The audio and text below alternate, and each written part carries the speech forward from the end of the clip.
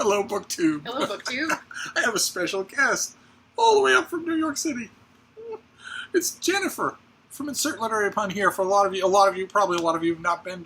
You don't upkeep your channel. Yeah, for the 5 of you who remember me, hello. A lot of you are new, so there are about 1,500 people who've been here since you stopped making regular videos. She has a wonderful BookTube channel. Well, I'm kind of proud. I like the crowd. But you should. I'll leave a link. Or actually, I'll forget to leave a link, and I'll be reminded. There'll be a link to her channel. You can binge the older videos.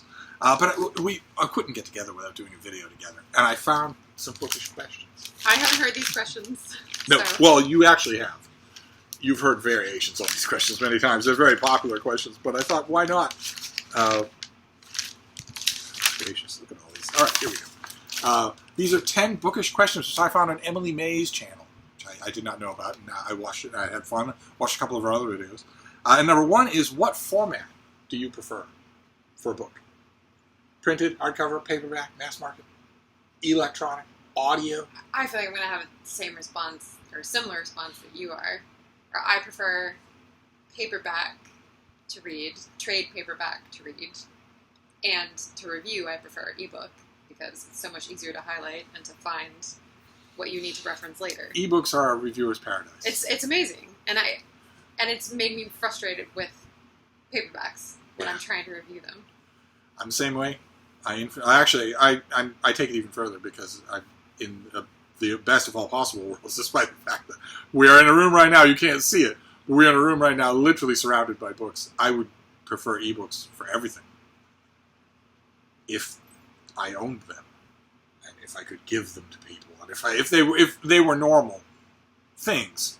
But somehow we have allowed the current situation to just become normal, where you're leasing your book. The publisher can take it back at any time. You can't give it to anybody. All this digital rights management. They're not going to take it back. They could if they wanted to. And I don't want them to be able to. Of course, I don't want anyone to be able to do that. It's the first of many hills he's going to die on. Well, I mean, you think... Set your watch for the next hill. Suppose your publishers, the conglomerate that owns your publisher, starts to have a knives-drawn fight with some other conglomerate. Do you know what's going on with Audible at the moment? Audible? No. Oh, some drama. There's publishing drama with... I can't talk about the specifics, but basically they're infringing on ebook rights.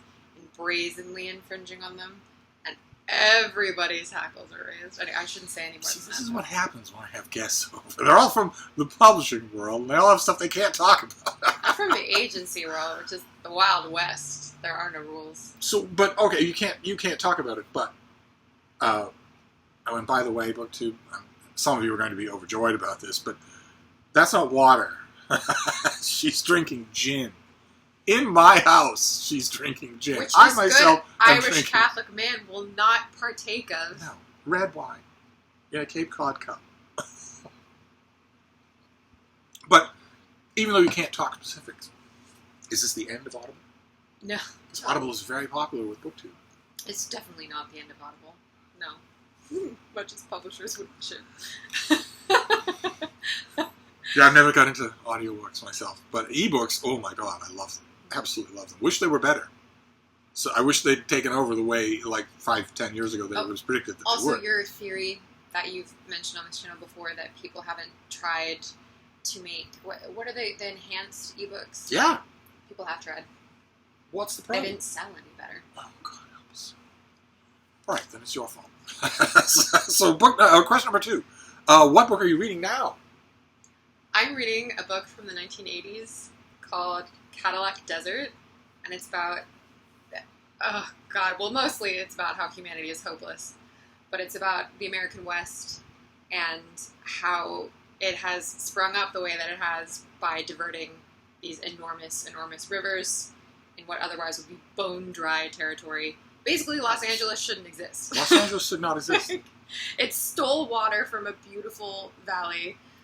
And that 50-page chapter is basically a novel. It's a novel. It's a miniseries. It's a great, great book. She came that close to sin number 1. Asking Steve the "Have you ever read?" question. She came that close. And then she thought better and stopped herself from asking that question. And quite a few of you could benefit from that second thought. Usually it's just a polite conversational placer. Have you read this? It's imagining that somebody else might know the things that you know, Steve, which the average human doesn't actually do. It's as bad as going into a confessional in a Catholic church and starting out by saying, Father, have you ever thought about good and evil? It might be a friendly conversation starter elsewhere, but to me, sin number one. Have priests thought about good and evil? I went to Catholic church for 18 years. Clearly it didn't take. Oh. Anyway, I am reading a gigantic book that we saw on this channel about the Battle of Vicksburg, the Siege of Vicksburg. And it's very good. I'm also reading the third in Ella Montgomery's Emily series. And? I really thought that they were flippant books at first, just like flippant and Anne of Green Gables cast-offs, but actually the progression has been interesting. And you switch back and forth between them? Between Anne and Emily? When you say I'm also reading, you mm-hmm. I don't do that at all, so I'm always curious how that works. Yeah, back and forth. But I always have a primary book because I don't want to be, making incremental progress through each. And this is for your commute? My commute and my early mornings. I get up at like 5:15 in the morning. And I exercise and I read before I go to work. Same thing as the rest of you. You have jobs. But that's the only time that I can focus is before work. Because after work, it's just my brain is not good at being a brain. But you still have hours before you go to sleep. So what do you do if your brain is in that position? I get home at 7. I have to cook, have other things I have to take care of, pay medical bills and whatever, and then I go to bed at 9:30. Oh. So your work week is just work, basically. And whatever I can do in the mornings beforehand. Yeah. Probably a lot of you sympathize. Yes. Question number 3 is your favorite childhood book. You start. I have so many. You already... Well, actually, no. Then those of you who are new won't know, but those of you who have been here for the long haul will know that I don't have one. I didn't read. I came to reading late. I didn't read as a child. So when I hear the rest of you tell stories about how your earliest memories are your mother reading to you, or how incredibly pleased you were when you got your children's library card, stuff like that, I'm just green with envy. Because I didn't do anything like that. So I don't have an answer at all. So the ball's back in your court. Okay, I'll go with 2. One is Ella Enchanted by Gail Carson Levine, which I love. I just think it's such a good example of writing a strong female character that's also interesting and not strong for the sake of being strong. And I loved the Redwall series by Brian Jakes. I loved that series. My twin brother and I read tons of children's fantasy books. We were fantasy junkies. And like animals talking junkies. Wasn't there one about heroic cats? Do I have a traumatic memory of heroic cats? I feel like that's the only animal you could have picked where it's not true for the Redwall books. No, not Redwall. Another series that starred heroic cats. Warriors. Yeah. I read that one. And isn't there also one for owls?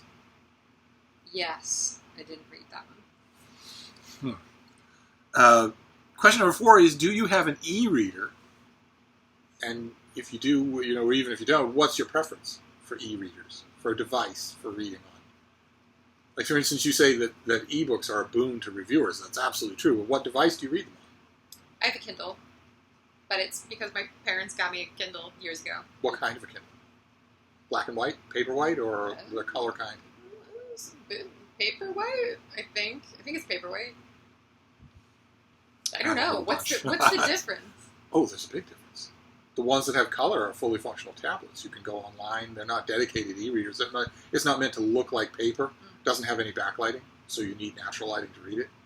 You turn it on in the dark, you're not going to be able to see it any better than you would a normal page. And the ones that have paperwhite, the ones that have e-ink, last forever on a battery charge, just forever.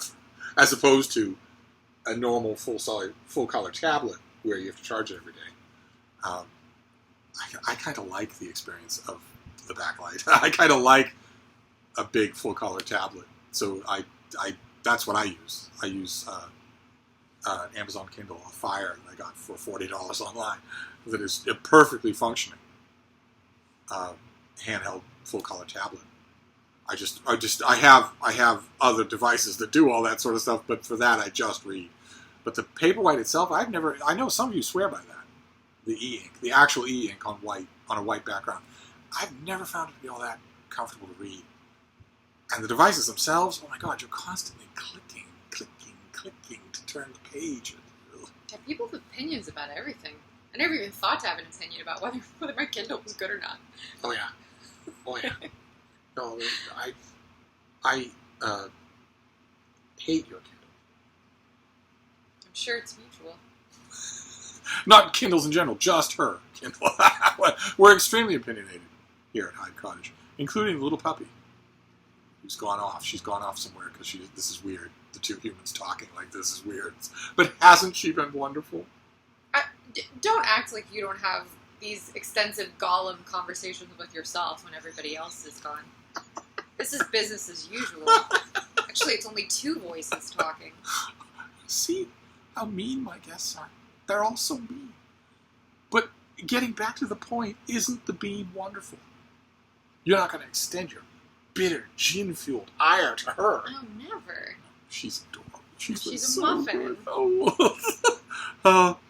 Let's see here. Question number 5. How often do you read outside your comfort zone? Pretty often these days. Not often before. Depends on how far outside my comfort zone we're talking. I still don't read much poetry. I still don't read sports biography. Any science fiction. I like sports, so I would read sports biographies. No science fiction. I have no grounding in it. I don't have any framework for appreciating it. I haven't read. But you make exceptions. I mean, you mentioned the Marlon James book that you. Would you consider that science? I know that you fuse science fiction and but fantasy. Even if I did, it would certainly be. You do read fantasy. Yeah. Okay. We came to a rare bit of agreement about Marlon James's book, Crouching Tiger, Hidden Dragon. Isn't that the... Oh, Black Leopard, Red Wolf. Oh, okay. 6 of 1. We came to a rare bit of agreement about that book. We both think it's tremendously impressive. I was a little slow on the uptake for that, but still. Me too. It was taking me forever to get through that book, and I didn't know why, because I was enjoying it, but it was... We were saying that, Western readers, we just don't have a framework to understand a lot of the goals of this particular book.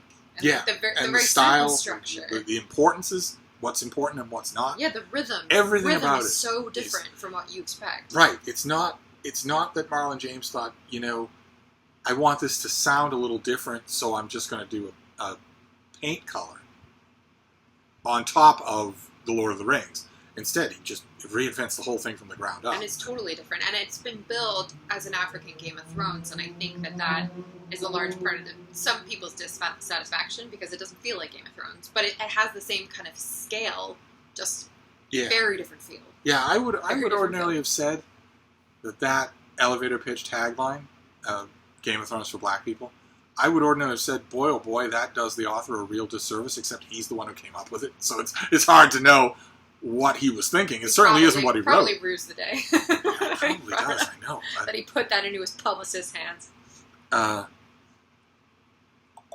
Okay, how often do you read outside your comfort zone? Well, it's like your comfort zone is everything. Well, it depends on what you mean by comfort zone.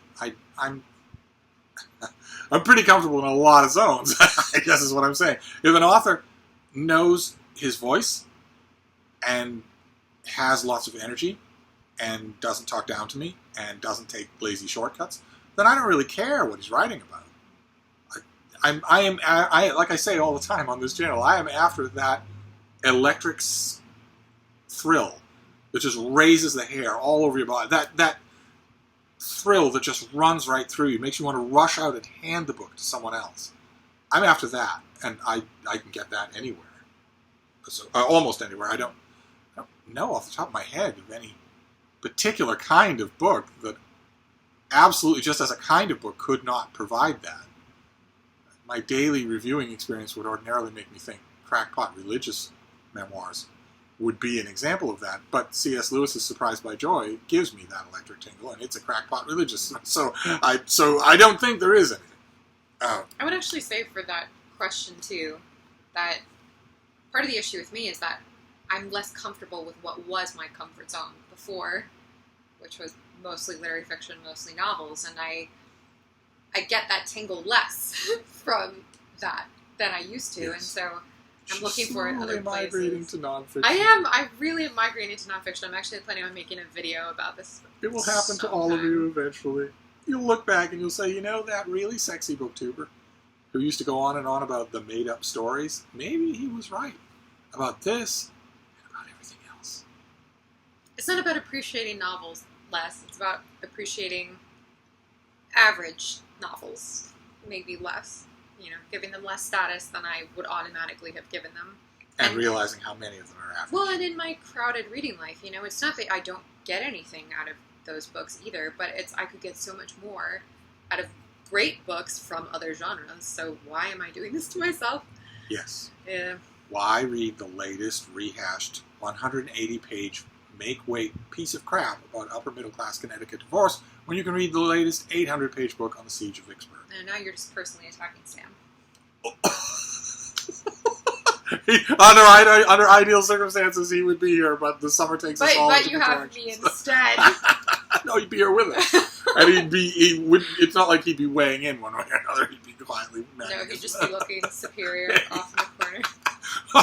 But if he certainly sniffs out some winners among the upper middle class Connecticut divorce, his recommendations are worth taking. Let's see here. Question number 6. How do you feel about mature subject matter, such as sex or violence, in YA? Parents? There are parents watching this. If you have a child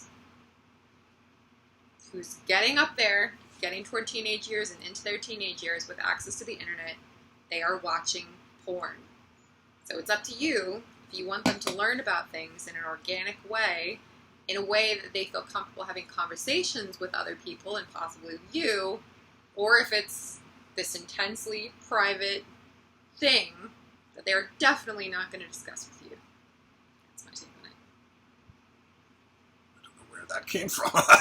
You know where this came from? Is that now this isn't in YA, my school district had an issue where we almost banned The Handmaid's Tale because of the portrayal of sex in it.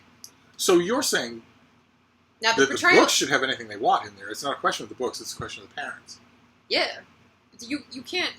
I tend to agree. You trying to police these things is not protecting your children's innocence. Actually, it's probably enhancing the ignorance of children like me who were never actually going to seek out interesting things, but whatever. It's a whole other path to travel. My innocence was preserved by nuns. And then squandered by Jesuit brothers. So I guess it was a tandem process. But I agree. It's the parents that are the key here, not whether or not the subject matter is in the book. Like, children are not, teens are not going to be disturbed by these things, or if they are, it'll be a way for them to question, why does this bother me? Yeah. Is this okay? Am I comfortable with the way that this is framed? And if you're not, then you should be able to articulate why. Any kind of controversial subject matter in a YA book, I have always known to bother adults in the equation, not the YAs, not the young adults in the equation. They're not bothered by it. It's an opportunity for discussion, which is what teens need. Their brains are so primed to be having those discussions, and the more constructively you have them, the less insufferable they'll be as adults. Goodness gracious. The passion. I had to teach teenagers. That's true. I knew it. I knew there was something I was forgetting about why you were all of a sudden Diane Sawyer on this one subject. That's it. That's the thing I was forgetting, is that she was a teacher. Mm-hmm. Of course. Okay. All right. Question number 7. What is your policy on book lending? You go first. I never lend books. Ever, under any circumstances. Somebody sees a book of mine that they want, and I am not in love with it, I give it to them. Instantly. People very seldom leave an evening here at Hyde Cottage without more books than they came with. But I do not lend books. I do not ever lend a book and expect it back. That never happens. It ends friendships. And as I point out on this channel, it always has. Lending books has a long history. And from the very beginning, from the very first time that we know of that someone lent a book to someone else, it did not work well at all. The person didn't get it back. And that was God lending the first version of the Ten Commandments to Moses, who destroyed them. So the very first person who lent a book and didn't get it back was God Almighty. And it has never been any other way. People don't return books. You're watching the whole time. It saps the life and the joy out of a friendship. It puts a time clock on what should be an organic process of discovery and enjoyment. Now, somebody comes over here and says, oh my God, I want to read that book. Oh my God, can I borrow it? I say, no, you can have it. Just take it. And if I can't say that, like for instance, if they point at my working books, they see some, October book, and they say, oh my God, this is my favorite author, and I'm going to buy it. It's on my Amazon pre-order, but I'd love to read it now. Can I take it? And I think there's a chance that I can sell a review of it, or that I'm going to need it. Then I can just legitimately say, no, I need it. I need it for work. You can't take that. You can take anything else. That's my policy. No lending. And I'm the Diane Sawyer of this video. Sorry. I have lent. I'm unused to wine. I've lent or been lent over 10 books this year, and it's not been fraught at all. All the books have returned in a timely fashion to the previous owners with large thanks. It's not hard. The Cadillac Desert was lent to me by my uncle, and I lent him Prairie Fires by Caroline Fraser. And that book will be returned to me when I see my uncle, and so will Cadillac Desert. It's not hard. Okay. Well, aside from the Von Trapps, I have this with friends, with family members, friends. I don't have any of either. Maybe I'm the one doing something wrong. That was just hypothetical. No, nor should you think it. That was just hypothetical. Hi, baby. We've been trying to coax the bean onto camera, but she doesn't want to do it. Question number 8. What is your favorite language to read in?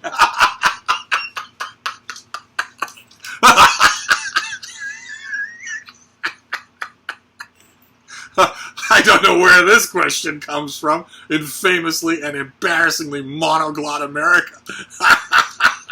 Because I'm going to ask a zillennial what her favorite language to read in is. I read several languages, Steve. Oh, I keep forgetting. You forgetting she was a really good booktuber. Oh my. Well, it's not English, is it? Or is it? It is English, but it's because... in any of the other languages that I study, I love having the exact taste of a word. Understanding the exact context in which it works or doesn't work, and what the author is trying to evoke in that moment by using that word. And my languages just aren't advanced enough. They're just not at native speaker level. Are they advanced enough for you to sense the gap between the language and the translation into English? Sometimes. There always is such a gap. I hate to say it, especially that since I know that 2 professional translators watch this channel, but nevertheless, there always is such a gap where if you're able to read the 2 side by side, you're astonished. And it's not snobbery. It's not, a lot of times, sometimes monoglot Americans say, oh no, that's just, an Italian speaker is just being snobbish, saying, of course, they're not anything alike. No, that gap is real. And you can see it the minute you have enough. Baby, what are you doing? What are you doing? All right. What's your favorite language to read in? Ancient English. Greek? English. Yeah. It'd be English.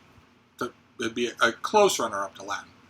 But it's a completely different reading experience. Just completely different. Latin doesn't operate like English at all. It takes a while to shift mind frames from the one to the other, and a while to shift back. If I'm reading Tacitus or Livy all morning, and one does. Well, Livy, I absolutely do. I love spending time with him. And these translators, even Aubrey de Selincourt, they don't come anywhere close to what it's like to... Because Latin does things. You can do things in the Latin language that you can't do in English, or... it would be really... No, you couldn't even do it in English. Because Latin doesn't have a predictive word order. What each word is doing in the sentence is determined by the ending and the conjugation of that word. Not by where it is in the line. Unlike English. which is predominantly, I mean, you'll sound affected and really weird if you mess up the English word order too much.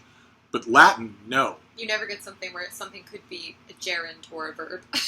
Right. in Latin. It doesn't exist. In Latin, once you know that the word order is not predictive, is not ironclad, then you can start to play with that.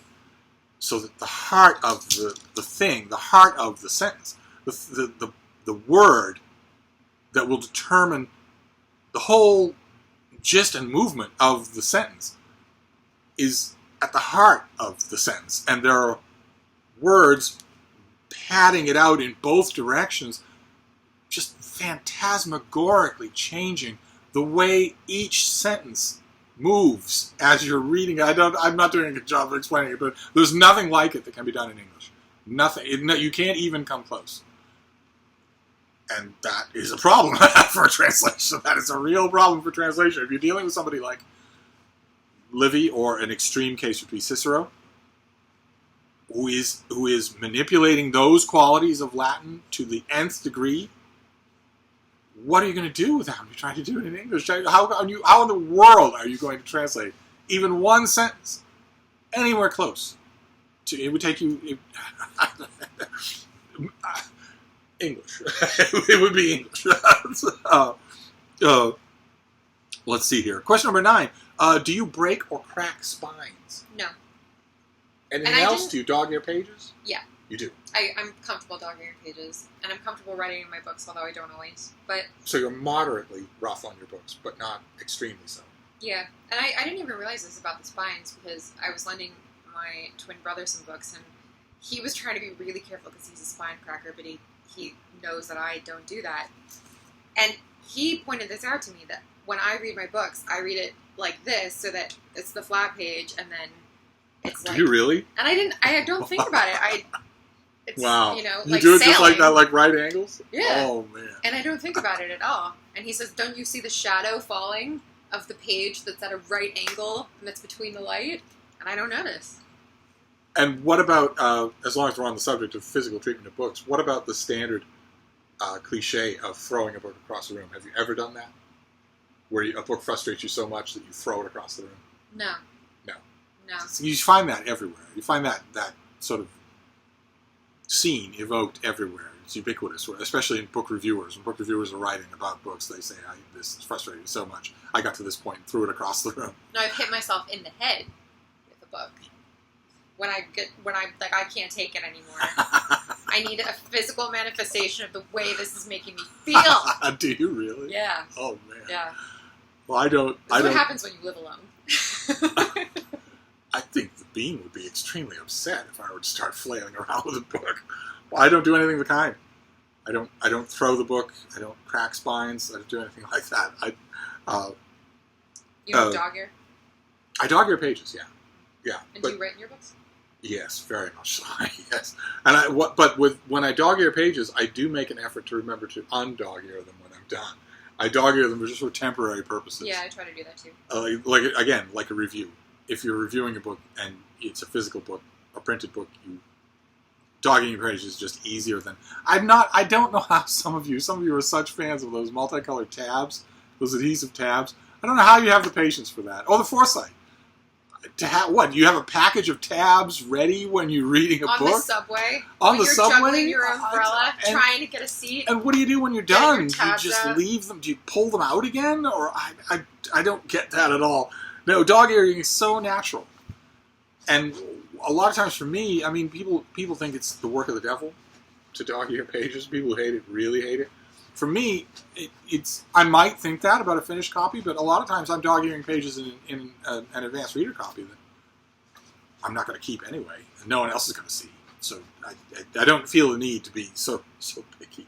The Bean is making a fuss on the chair across the room. She's reclaiming the space that I had before. But you won't come over here. That's annoying. And the last question. I don't know how... What are we doing for time? Oh my God, 30 minutes. Question number 10. Do you believe... Okay, this is a good one. This will take us another hour. Do you believe you can say that Pride and Prejudice is objectively better than Twilight? And the heart of the question, of course, is Pride and Prejudice and Twilight.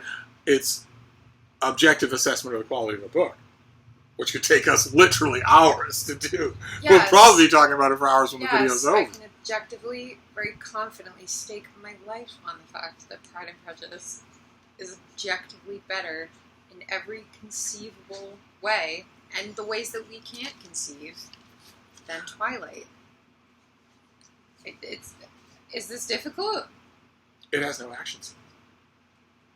Neither does Twilight. Oh, sure it does. That one baseball scene. And he springs to her defense and stops a bus. An action verb is not an action scene. Oh, sure it is. Her and Sam, I swear, have such high expectations.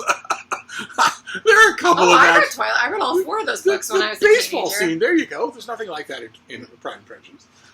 It's not... Oh, so you're saying that it can't be superior because it's just not in the book. Well, objectively, if you like that sort of thing, you're not going to find it in Pride and Prejudice. And likewise, for what you might objectively, if we're talking about these 2 books, I kind of meant the question to go on to a broader thing, but if we're going to talk about these 2 books, you could objectively say, for instance, that class snobbery in Pride and Prejudice is distasteful in an egalitarian age. There's no class snobbery in Twilight. So you could say that if you wanted to. You could say that. Maybe. So we're not evaluating it as a book. We're evaluating it as, like, if you would prefer it or not, which is subjective. Like, obviously there are people who would enjoy Twilight more. Yeah, we can't. We can't really do it in terms of objectively better. If somebody would enjoy it I think the question was going at, can you make a case that a book is objectively better than another book? Yes. And I will make this case in another situation where my favorite book of all time, and I have meant to make a video about this for forever, but never have. My favorite book of all time is The Mill and the Floss by George Eliot. If The Mill and the Floss were put in direct competition with Middlemarch for some kind of literary prize, and anybody chose The Mill and the Floss, it would be offensive to me. And it is my favorite book that I have ever read, and I spend so many hours of my life reading. Those are the best hours I ever spent reading, and it is far worse than Middlemarch. And it doesn't lose any of my affection by me saying that. And it has absolutely nothing to do with which one I enjoyed reading more. Had whole teams of psychologists trying to figure out her affection for The Mill and the Floss, and it hasn't worked so far. It's the greatest book. But all of us have favorite books like that. So, I say let your freak flag fly. I don't understand people not loving it. I mean, I do and I don't. It's my favorite book. I've read it many times. I love it. It's fine. I don't understand people not loving it. Just because it's structured terribly and there are parts of it that are boring. I mean, I don't know what you expect from your favorite books. But no, but we've wandered onto a different subject. Or maybe not. Maybe Which is a best book versus a favorite book. And they're not the same. They don't have to be the same. And so many of people's fraught reactions to books are by linking them. And it doesn't need to be linked. Right. Love yourselves, people. The things that you loved aren't necessarily good, and who cares if they're good or not? In other words, there's almost no argument on objective rankings of books. The objective rankings of books you can see. You can assess them critically. It doesn't have anything to do with whether or not it's your favorite book, and whether or not you can love it, and whether or not you can recommend it to other people. It doesn't have anything to do with that, provided you don't make claims that the book can't cash. It's one thing for you to say, Eragon is my favorite novel. It's another thing for you to say, well, I'm now a freshman in college, and if you don't teach me Eragon, my parents are going to sue you. Because if I love it, it must be great literature. And that's not to say there's not great literature that's being overlooked in favor of mediocre literature that's been read much more. We already talked about Alice Munro. I haven't read Alice Munro. Can't speak to that. You can see the glow of youth, optimism, undimmed possibilities. You can see that glow on her cheek. You might think it's just the gin, but it's not. It's that she hasn't read Alice Munro. That's where that glow comes from. And it disappears once you've read Alice Munro. Once you've read middle-aged spinsters consulting each other on the kitchen table about train schedules in Saskatchewan. Yeah. And then a train explodes. No. Well, then a train is late. No. So you're saying more action would make it objectively better? No, I'm saying I'd like Alice Munro to be on a train and for that train to explode. That would be great. Oh my God. That would be awesome. She's already won the Nobel, Steve. I think it's too late. Yeah. So is Dylan. So it doesn't really matter. They're going to have 2 this year, right? How did we get off the subject? What about... All right, well, we've answered the question. Well, she said it best. Love yourself. This is not... This is my motto in life. This is not a contest. There is no way to do this wrong. The only thing you can do that trespasses into wrong is to take the stuff you love and say that because you love it, it is great. And maybe it is great. Maybe your favorite book is Middlemarch, in which case you love one of the greatest books ever written. Congratulations, But I have read Middlemarch many, many times, and I have taught Middlemarch many, many times. But I have read The Price of the Phoenix by Sandra Marshak and Myrna Culbreth, a Star Trek novel from the 1970s, far more times than Middlemarch. And I can honestly say I've enjoyed it more. And I wouldn't for a minute say that it was anywhere near as good as Middlemarch as literature. It is a bad Star Trek novel, let alone a bad novel. So that is the little kernel of wisdom here. such as it is. Well, so there you go. Those are 10 bookish questions. We did it. Yes, a brief return to book 2 for Jennifer. Insert literary pun here. Who knows? I posted a video 2 weeks ago. That's recent. You have other videos planned? Mm-hmm. She's not gone from book 2 at all. No, it's really hard. The description that you gave of your own time. I have to cut down on my reading time significantly in order to find time to prepare and then film videos about the books that I'm supposedly reading. So you don't want her to do that, do you, book 2? You want her to keep reading. Maybe get rid of the job thing? Well, it's my job.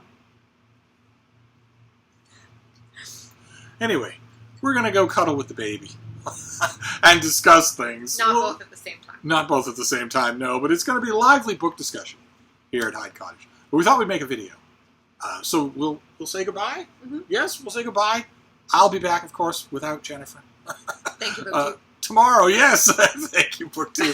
I guess I have signatures. I'll be back. I don't know when I'm going to be uploading this, but I'll be back. Tomorrow is, of course, Sunday. So we'll do the New York Times review of the Sunday New York Times. And we also have our read-alongs. We'll be finishing up, we'll be going towards the end of, right about to finish up with The Duke's Children by Anthony Trollope and Lonesome Dove by Larry Murtry. So we're barreling to the end of both of those, and that will be, considering there's going to be a heat index of 117 degrees tomorrow, I'm not sure that it'll be more than the 3 videos, but I'll see you then. And Jenna, you'll be back. Yes? On your channel? Yeah. I mean, here, you'll be back here. Not everything is BookTube. You'll be back here to Hyde Cottage. Yes. Right? You'll be making... It won't be for me. There are more women's prize lists we need to lampoon. You're on a lot firmer ground doing that. I already have half of YouTube thinking I'm frothing at the mouth sexist. I'm not going to try that. But you can guarantee. I can guarantee the guests will come back because of Frida. Not necessarily because of me, but she's been adorable. So we'll sign off for now. But I'll be back. Thank you, BookTube.